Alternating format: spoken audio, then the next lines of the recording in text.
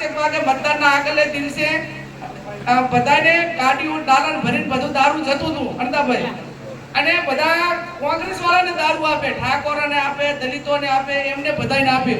એટલે મેં કીધું મારું બેટું કદાચ કોંગ્રેસ વાળાને ના ઠાકોરને એને કેમ દારૂ આપે છે કે આ દારૂ એવું બનાવેલું છે કે જે પીએ એ 24 કલાક દમ હોય એની પડ્યો રહે, એટલે જેટલા પીએ એટલા વોટ કરવા ના થાય તો કે ફાયદો છે.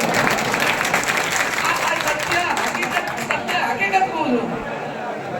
એટલે હું તો આ બાબતમાં નથી આવવાની, પણ આવું હિટલર નામનું ચાય આવે તો પીતા નહીં.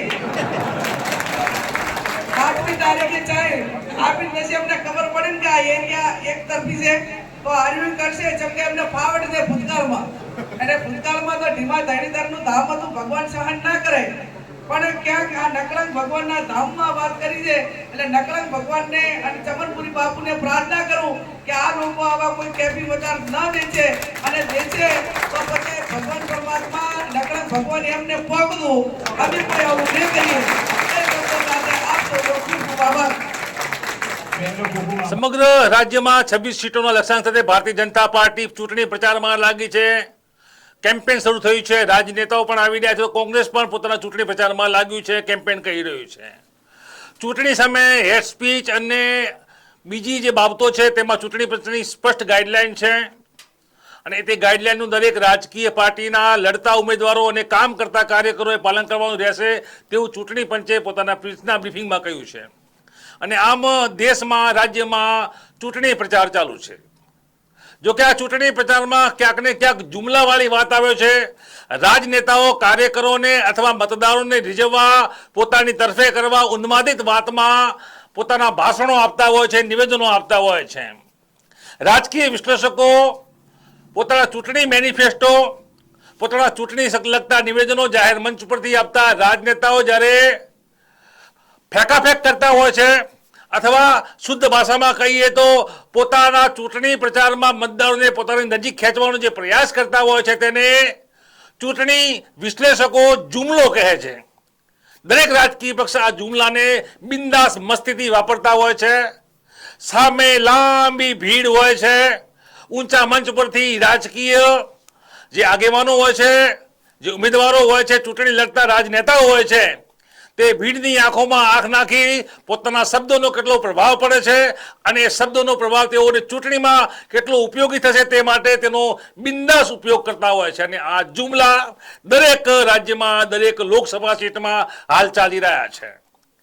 અને આવો જ એક જુમલો કોંગ્રેસના બનાસકાંઠાના ઉમેદવાર જ્ઞાનીબેન ઠાકોરે પોતાના મતદારો, પોતાના ચૂંટણીના એક સભામાં કર્યો છે. જ્ઞાનીબેન સ્પષ્ટ કહી રહ્યા છે કે 24 કલાક પહેલા, મતદાન પહેલા ચેતજો. શ્રમિકો અને ખાસ કરીને કોંગ્રેસના મતદારો, દલિતોને ટાર્ગેટ બનાવી એવો દારૂ બનાવવામાં આવી રહ્યો છે કે જે કેફી છે, અને જે પીધા પછી 24 કલાક સુધી તમે ઘેનમાંથી, ખાટલામાંથી ઊભા નહીં થાઓ અને તે રીતે મતદાનથી વંચિત રહેશો. આ પ્લાન અમલમાં અગાઉ આવેલો છે. હાલની 24ની લોકસભા ચૂંટણીમાં આવી શકે છે. ચેતજો. આ પ્રકારનો જુમલો જ્ઞાનીબેને મંચ ઉપરથી કહ્યો છે. નમસ્કાર, હું છું ધનેશ પરમાર અને આપ જોઈ રહ્યા છો ટુડે ગુજરાતી ન્યૂઝ. તો આ જુમલાબાજી શરૂ થઈ ચૂકી છે, નિવેદનબાજી શરૂ થઈ છે, ફંડા ચાલુ થઈ ચૂક્યા છે. જ્ઞાનીબેને શું કહ્યું છે પુનઃ અમે આપને સંભળવા માંગી છે. દર્શક મિત્રો આવો જોઈએ દાંતીવાડીની આ સભા, અને નથાભાઈ પટેલ સહિત કોંગ્રેસના જે કાર્યકરો છે, સાધુ સંતો છે, અને તેમની હાજરીમાં માઇક લઈ જ્ઞાનીબેન શું બોલી રહ્યા છે. 5 વાગે મતદાનના આગલે દિવસે બધાને ગાડીઓ ડાલન ભરીને બધું દારૂ જતું હતું અણદાભાઈ, અને બધા કોંગ્રેસ વાળાને દારૂ આપે, ઠાકોરને આપે, દલિતોને આપે, એમને બધાને આપે. એટલે મેં કીધું મારું બેટું કદાચ કોંગ્રેસ વાળાને ના ઠાકોરને એને કેમ દારૂ આપે છે કે આ દારૂ એવું બનાવેલું છે કે જે પીએ એ 24 કલાક દમ હોય એની પડ્યો રહે, એટલે જેટલા પીએ એટલા વોટ કરવા ના થાય તો કે ફાયદો છે. આ સત્ય હકીકત કહું છું. એટલે હું તો આ બાબતમાં નથી આવવાની, પણ આવું હિટલર નામનું ચાય આવે તો પીતા નહીં.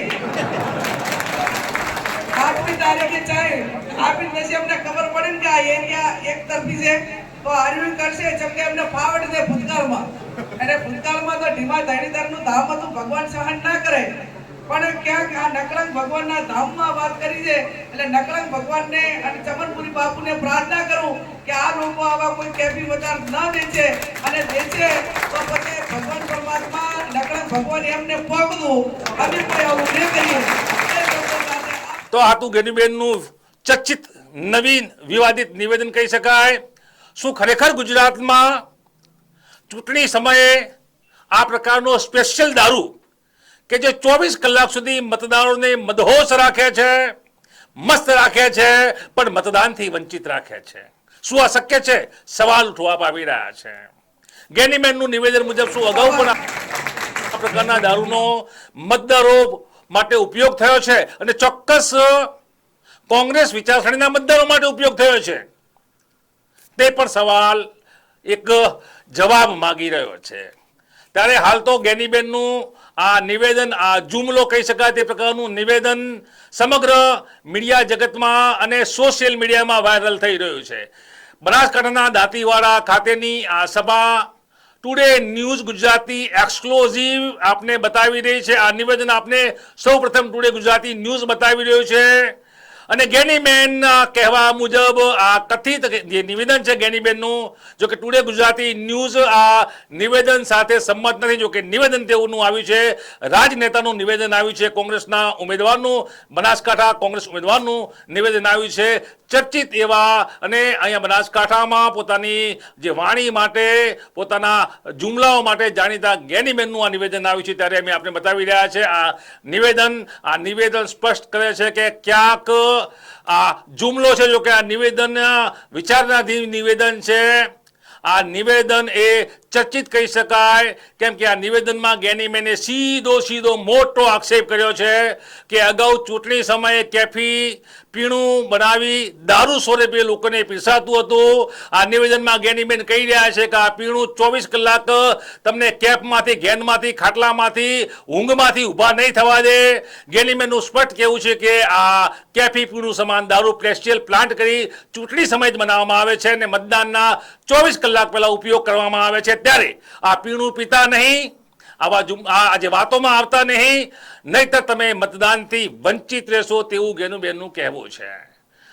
આ નિવેદન, આ જુમલો કેટલો સત્ય છે તે સમય કહેશે. જો કે આ નિવેદનની સમીક્ષા થવી જોઈએ તેવું રાજકીય વિશ્લેષકો માની રહ્યા છે.